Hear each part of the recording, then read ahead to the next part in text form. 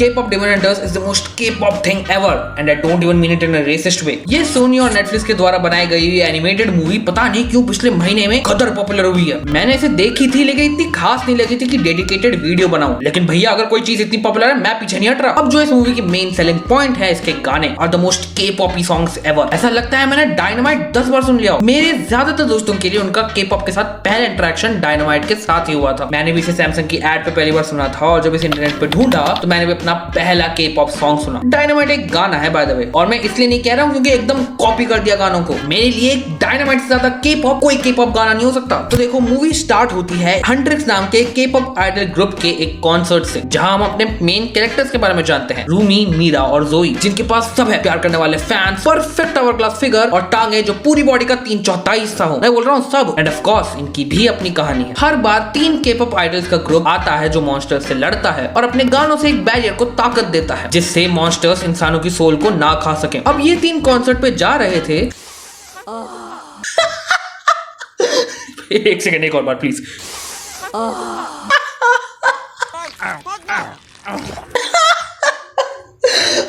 तो इनके मैनेजर का कॉल आता है क्योंकि ये कॉन्सर्ट पे टाइम पे नहीं पहुंचते। तो पता लगता है कि प्लेन जो चला रहे थे वो सारे मॉन्स्टर्स थे। तो तीनों गाते हैं और लड़ते हैं। कॉन्सर्ट के बाद ये अपने ब्रेक पे जाते हैं और तभी रूमी इनका एक special song fan letter to the fans, a song that unites them all, Golden, release कर देती है। एंड अगेन मैंने चाहे शुरुआत में जो भी बकबक करी हो, इनके गाने जेन्युइनली में अच्छे हैं। मतलब गुड इनफ कि मैं इनको अपनी प्लेलिस्ट में डाल भी दूं और ओकेजनली सुन भी लूं। इतने भी अच्छी नहीं है कि जब रिकमेंड हो, जितनी बार भी रिकमेंड हो, सुन भी लो और मजा भी आए। वो किताब सिर्फ एक गाने को जाता है।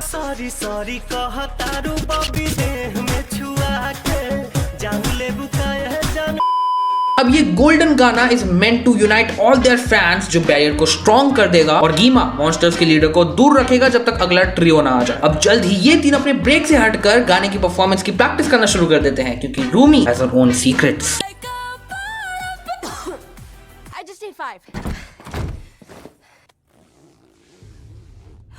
Do hunters kill all demons? Yes. So everything that has patterns? Cover those up. You only have those because My dad was a demon? एक सेकंड, मतलब रूमी की मम्मी ने इन लोगों के साथ। बट टू बी फेयर ज्यादातर इन्फ्लुएंसर्स के DM में इससे भी पत्थर लड़के मिलते हैं। इस तरह सी शक्ल ने भी आधे हॉलीवुड को डेट कर रखा है तो कुछ कह नहीं सकते। इवेंचुअली रूमी का गला और खराब होता रहता है and if you don't know, K-pop idols के लिए उनका गला is kind of important. See you learn something new every day. अब इलाज ढूंढते ढूंढते उनका होता है एक दिन एक फेटफुल एनकाउंटर।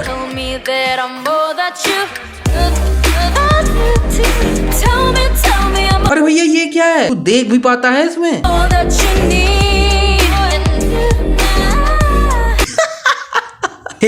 उन लोगों का क्या जिनकी तोन निकली हुई है लेकिन उनका दिल मस्कुलर है।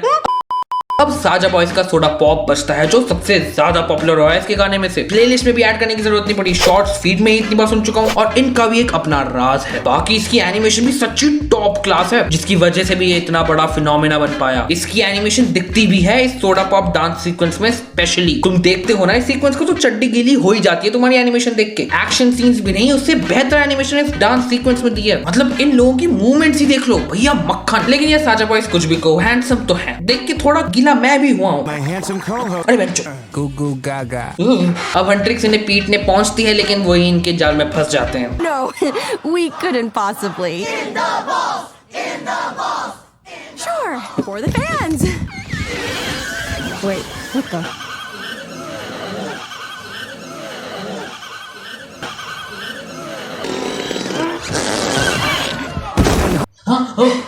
खत्म हो गया।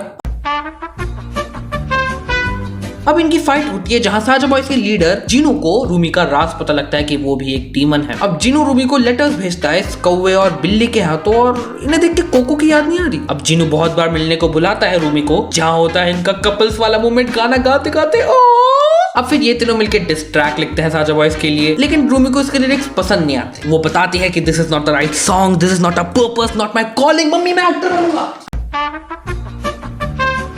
अब जीनू और मीरा के गाना गाने के बाद गीमा जीनू को बुलाता है and what do you know, he has feelings. अब ऐसे ही एक कॉन्सर्ट में उनका फैंस को एक करने वाला गाना गोल्डन परफॉर्म करते करते लाइट चली जाती है और उस वक्त मीरा और जोई की जगह मॉन्स्टर्स आ जाते हैं जो वही डिस ट्रैक वाला गाना गाते हैं, लेकिन इस बार रूमी के खिलाफ, जिसमें वो रूमी के स्लीव्स फाड़ देते हैं और उसके मार्क्स असली मीरा और जोई को दिख जाते हैं। अब एकदम लो पॉइंट आ चुका है, हंट्रिक्स ग्रुप साथ में नहीं रहा, फैंस का भरोसा उठ गया उन पर से। साचा बॉयज अपना गाना गाने लगते हैं जिनसे सारे फैंस इंक्लूडिंग मीरा और जोई उनके वश में आने लगते हैं। एंड ऐसा थोड़ी ना है कि इतना बड़ा पूरा एक कॉन्फ्लिक्ट सिर्फ 11 मिनट में खत्म हो जाएगा।